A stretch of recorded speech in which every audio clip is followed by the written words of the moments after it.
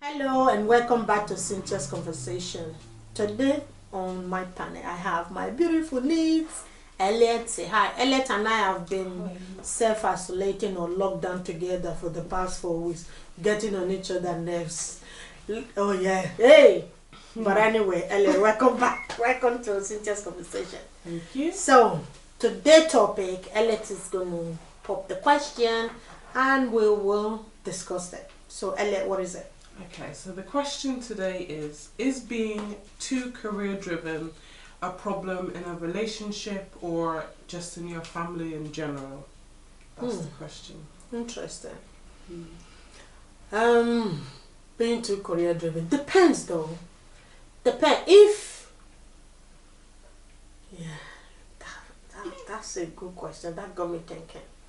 Because sometimes if you are couple, for example, like husband and wife or two couple, whatever it is, same-sex couple, whatever, and both of you work, and then maybe you have children, how do you balance it?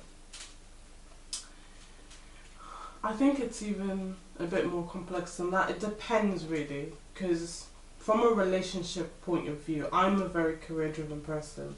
So if I'm in a relationship, that's something that I would have told my partner from the beginning, that I am chasing my career. So if that person says it's a problem, they need to tell me at the beginning so that I know that we're not together.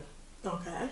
From a family point of view, that's a little bit more trickier, because if you're from an African background, a lot of the time your parents treat the gender of their children very differently. So if you're a girl, you are taught to cook, clean, look after the home. You're not really pushed. You're told to go to school and get good grades, and that's kind of it. No one really says, you need to be doing too well because a man won't want to marry you.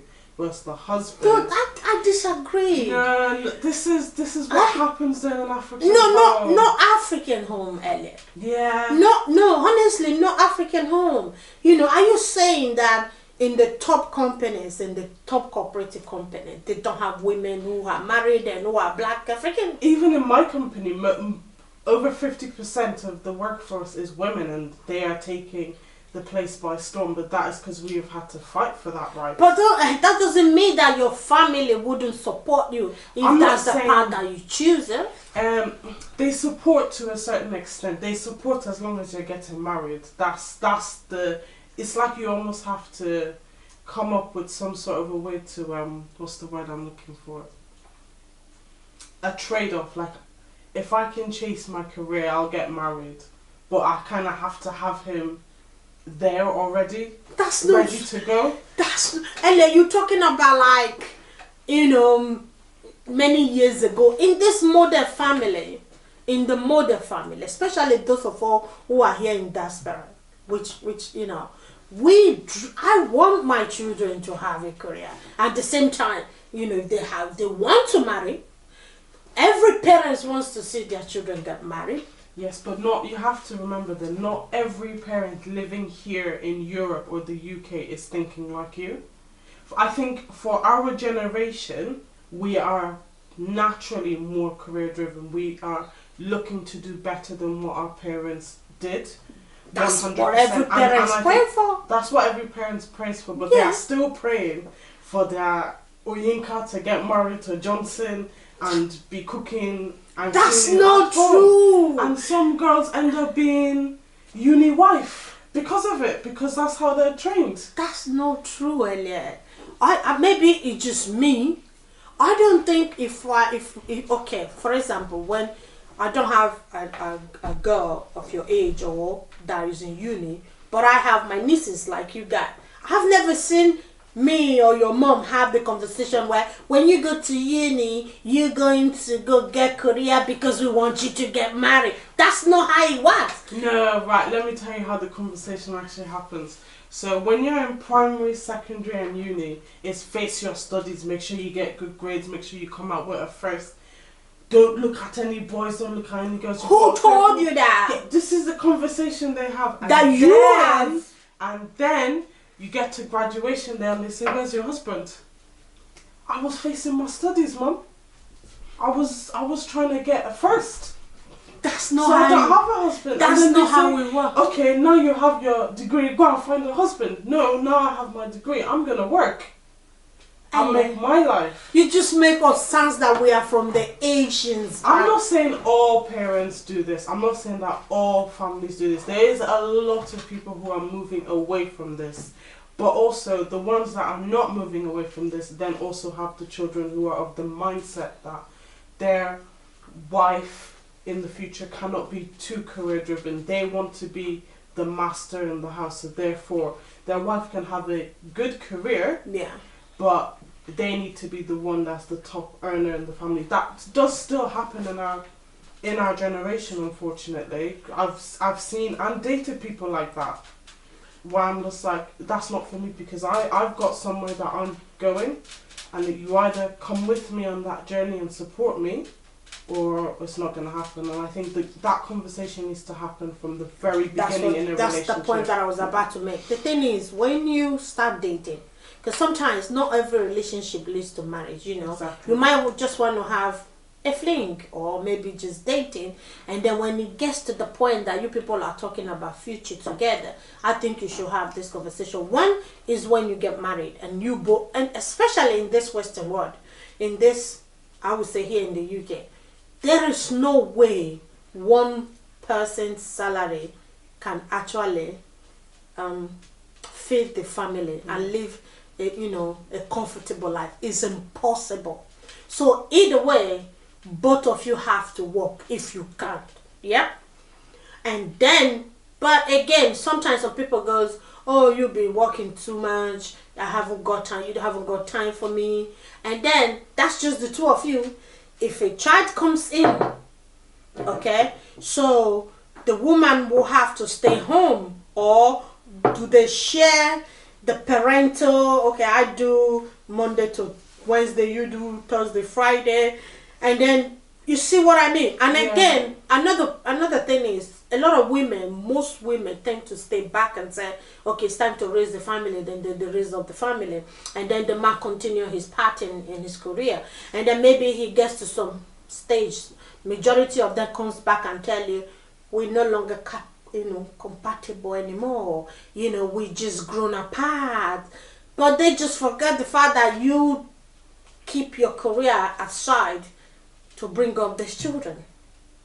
I agree. However, I do think that is also changing in our culture now. I know a lot of couples personally who have gone 50-50.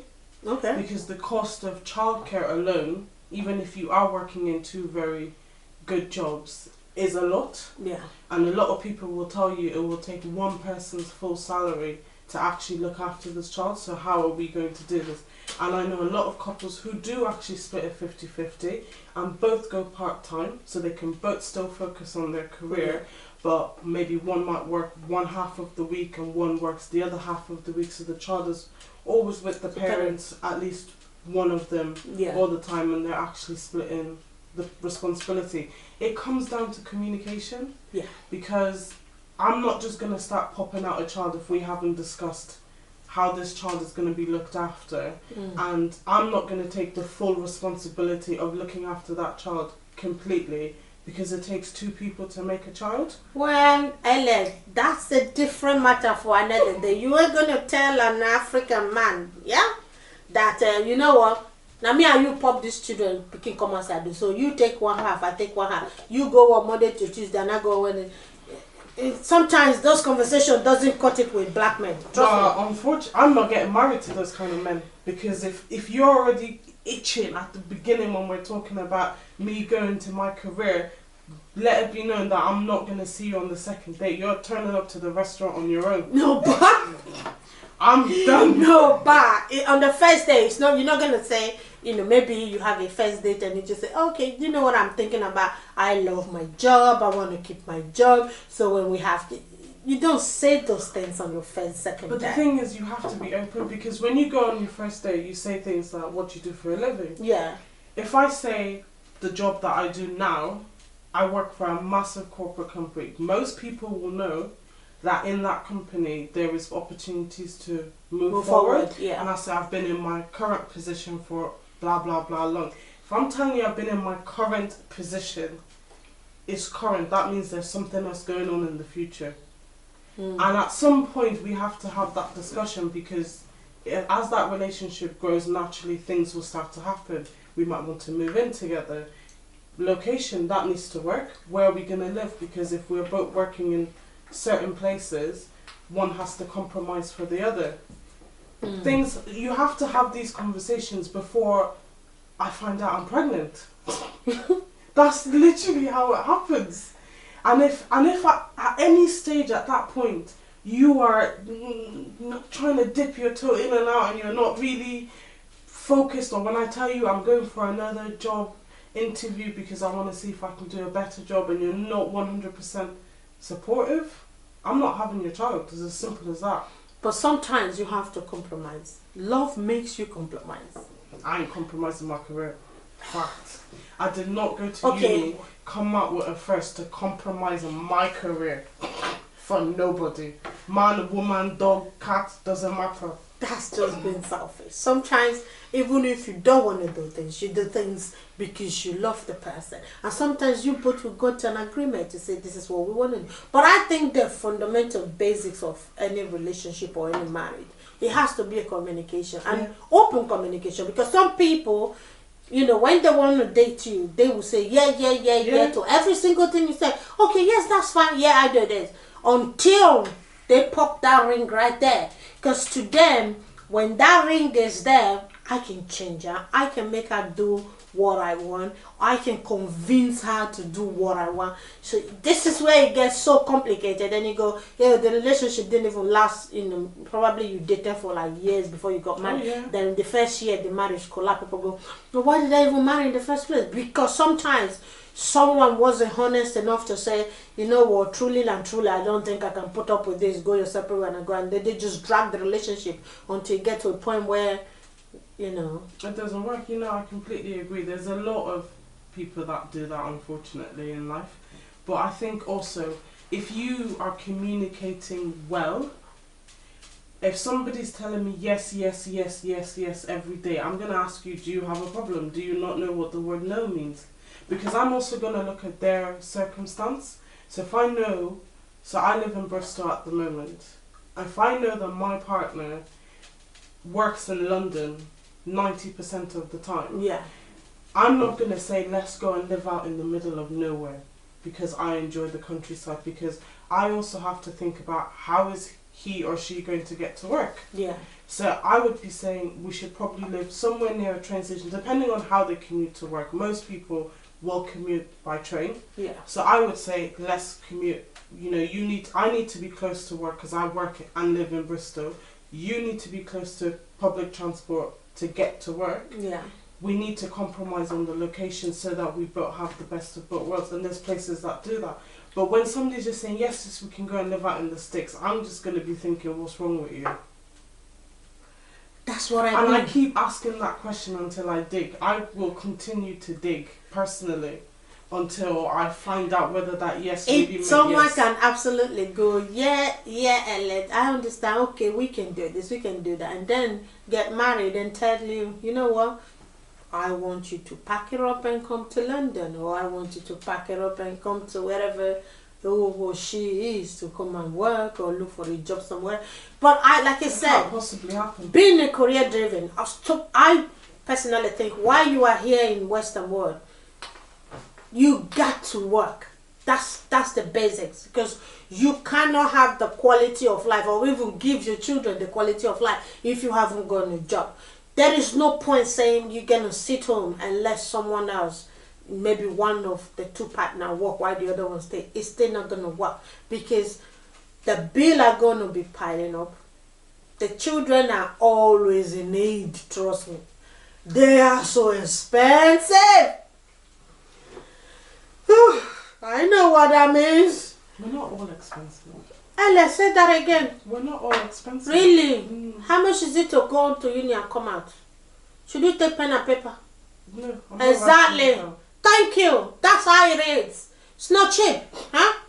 So either way, You're gonna have to have this conversation. I would personally would not encourage any of my child to say, "Oh, because you are a woman, you're not gonna go to school. Because you're not gonna have a career, you're just gonna stay home and let the man go to work." My dear, before the man work 10, 20 years, he go tell you say the gap between you two is like this. We are not compatible. That we are not compatible. There was someone in far back in our village, one of our auntie who have 6 children, and the man pallet her back. What was the reason? That she's too short now. You see, so when they are looking for every excuse to get after 6 kids. So where were you before she had the first child? You didn't see that she was short. Then she had the second one. She was still tall in your eye. The third, the fourth, the fifth, and then after the 6th one, you say, you know what? Me, I don't high. You come low. So for that purpose, you are too short. It can't be. He was just looking for an excuse. And that's what I mean. I think not even in just the Western world. I think all over the world, women should definitely be now looking to have some sort of a career or a business behind them. You cannot depend on anybody else for your own quality of life. If you want something, you've got to work for it. I am an advocate for independent. 100%. I advocate for women to be independent.